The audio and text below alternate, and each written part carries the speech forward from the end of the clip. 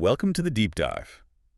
Today we're digging into how a nation actually builds its economy, not just grows GDP figures. Right. We're stepping past the usual generic advice and looking at a very specific step-by-step blueprint for, well, planned industrialization.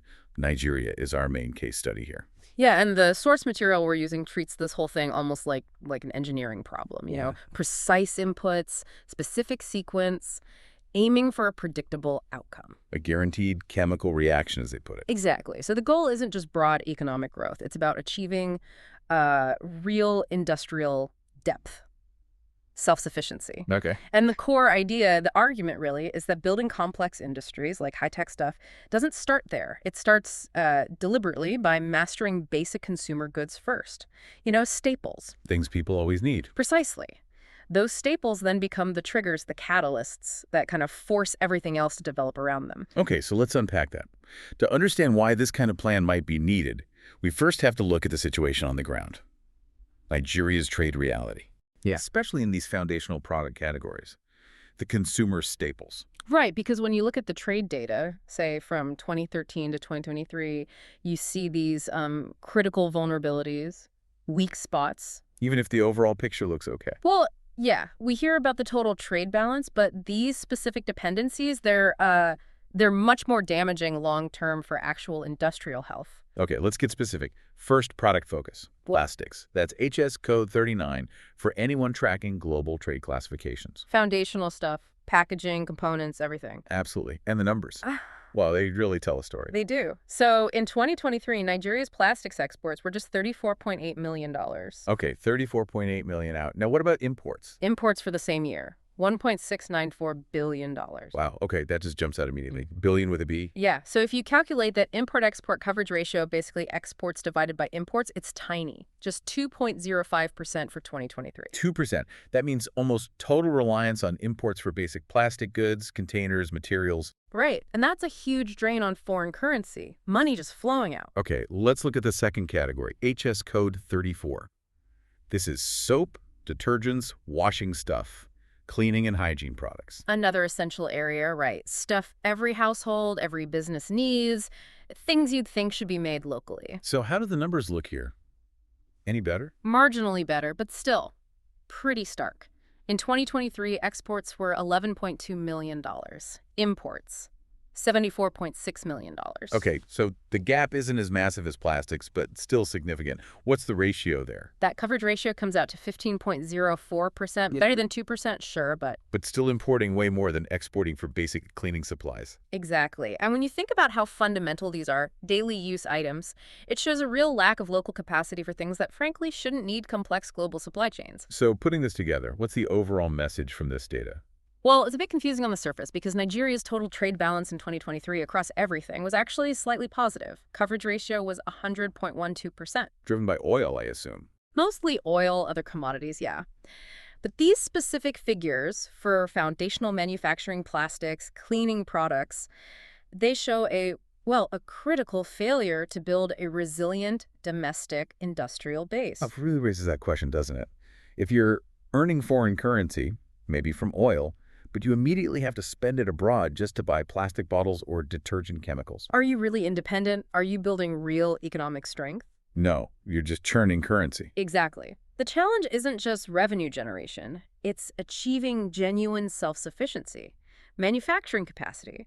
If you can't make your own basic staples efficiently, your economy is, well, fundamentally vulnerable. Okay, which brings us neatly to the proposed solution in the source material, this manufacturing school project. Yes. It's a pretty unusual idea, focusing specifically on these two sectors, plastics and cleaning products.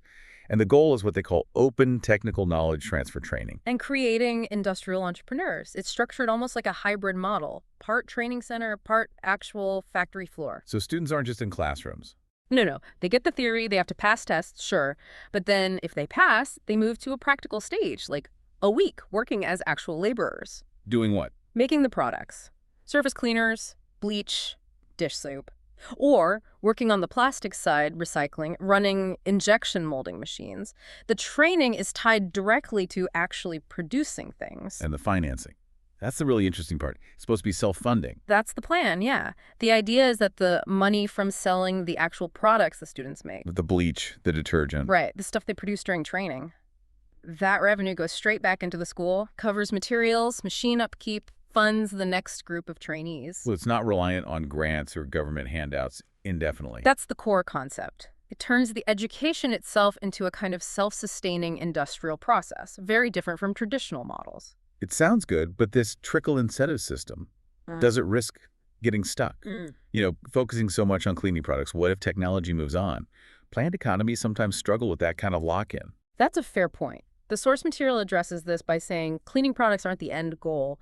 They're the economic synergy engines. Synergy engine. Yeah, they're chosen because making them immediately forces development in other related, more complex sectors. It's this idea of industrialization weaving. You use the simple product to pull the more complex ones along. Okay, avoiding lock-in by forcing diversification right from the start. Exactly. So, talk us through those synergies. How does making, say, dish soap actually lead to needing high-precision CNC machines? That seems like a big jump. It's a chain reaction of demand, essentially. First, making cleaning products boosts the chemistry sector. Right away, you need R&D, you need surfactants, maybe greener chemicals, sustainable raw materials. You can't just import powders forever. You have to learn to synthesize them locally. Okay, so chemistry develops. What's next? Then plastics, and in very specific ways. A simple detergent bottle, that needs blow molding. Relatively straightforward plastic tech, but the caps, the spray triggers, those complex little parts, that requires injection molding. Much more precise, higher tech. Needs serious investment in specialized machines. Ah, okay. Injection molding is a step up. Ah. And to do that well. You need the molds themselves, high-precision steel molds, and that's where the third synergy kicks in, machinery and automation. The CNC machines. Exactly. Making those molds requires advanced CNC machining, computerized numerical control. Plus, you need automation for filling lines, capping, packaging to be efficient. So the demand for cleaning products literally pulls the need for a domestic machine tool and automation sector into existence. Okay, I see the chain. Yeah. Chemistry, plastics, blow injection, machinery, CNC automation. And there's a fourth one. You've just made millions of plastic bottles and containers. Right. Suddenly you have a massive plastic waste issue or opportunity. Opportunity. The fourth synergy, recycling. All that packaging creates an immediate, urgent need for a proper domestic recycling infrastructure. So the proposed sequence makes sense. Start with cleaning products. That forces plastics products and plastics recycling, which then demands CNC and iron processing for the machinery. It's gradual, using that trickle incentive to build complexity step by step, making the most of limited money. Okay, so the plan builds capacity sequentially. But capacity needs a market. This can't just be about one school. It implies a national strategy. Where do they sell all this stuff? Well, the market isn't just Nigeria. The strategic view is the entire African continent, especially leveraging the new trade agreements. We're talking about the African Continental Free Trade Area, FCFTA. Right, the world's largest free trade area by a number of countries, potentially. The goal of FCFTA is removing tariffs, reducing barriers, really boosting trade within Africa. So that creates this huge preferential market right on the doorstep for these kinds of basic, locally produced goods. A guaranteed market, essentially, if the agreements work as planned. And the potential scale, it's massive. If you look at 2023 data, the 54 AFCFTA members, they collectively imported over $30.14 billion worth of just those two product types we discussed. Wait, say that again? 30 billion. Billion, yes. $3.5 billion in cleaning products and over $26.6 billion in plastics and plastic articles imported from outside Africa. That's staggering. That's $30 billion leaving the continent each year just for plastic containers and soap. It's a huge economic launch, a massive opportunity cost. Even if you narrow it down to just the West African bloc, ECO was 15 countries, including Nigeria. They imported over $4.1 billion of these goods in 2023. So this industrial strategy, focusing on these specific staples, it plugs directly into that FCFTA goal, replace imports with African-made goods. Absolutely. It's about building the capacity to actually service that intra-African trade potential. The predictions are huge if FCFTA is fully implemented. Manufacturing exports within Africa could jump over 80% by 2035. But you need the factories making the goods first. Precisely. You need the capacity to meet that potential demand. Of course, the big if is SCFTA getting fully up to speed, which has its own challenges. Okay, this idea of state-led strategy, building foundational industries to serve a large, protected regional market. It sounds familiar. It has historical echoes. It definitely does. The source material draws a parallel with Turkey's first five-year industrial plan, the FFYIP, from 1934 to 1938. A really interesting period. What prompted that? Well, it was largely kicked off by the 1929 global economic crisis. That shock forced Turkey to move away from a more liberal, hands-off approach towards what they called statism, basically planned state intervention. And the principles guiding their plan back then. Very similar to the Nigerian blueprint we've been discussing, extremely strategic. They prioritized industries where, one, the raw materials were available domestically, two, where the projects needed big capital and advanced tech that private sector maybe couldn't handle alone, and three, crucially, where the capacity built would be enough to cover domestic needs. First import substitution was key. So what sectors did they actually target back in the 30s? Foundational stuff. Again, textiles got the biggest chunk, almost half the investment. Then mining, about 27%.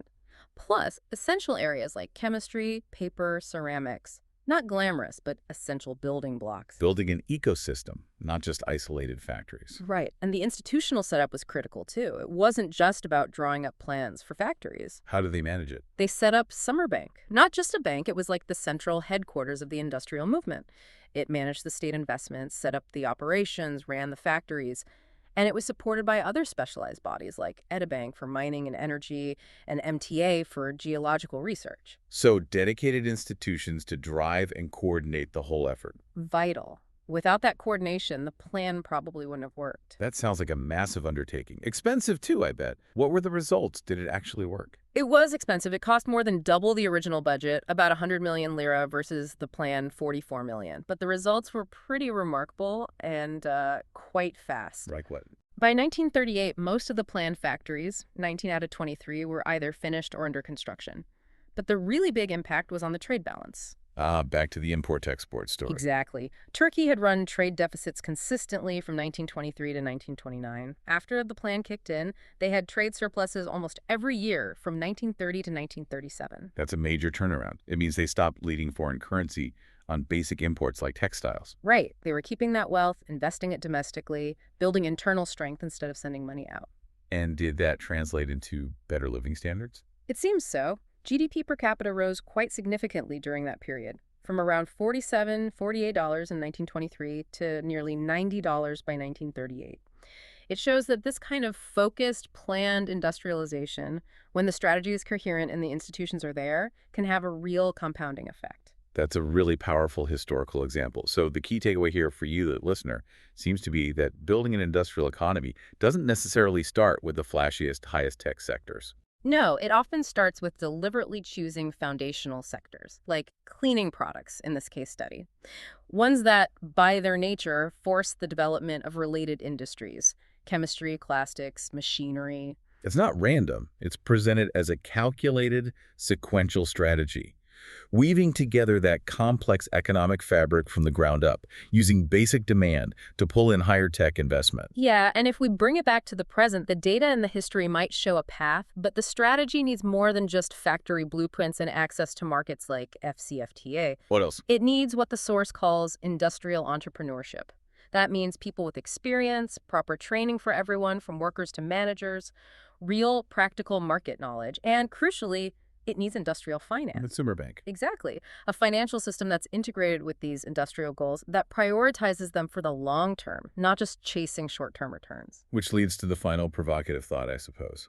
Right. Can modern economies actually replicate this kind of coordinated step-by-step patient approach today? In our super complex, globalized world, is today's fast-moving capital too impatient, too distracting for this kind of long-term national planning? That's really the core challenge.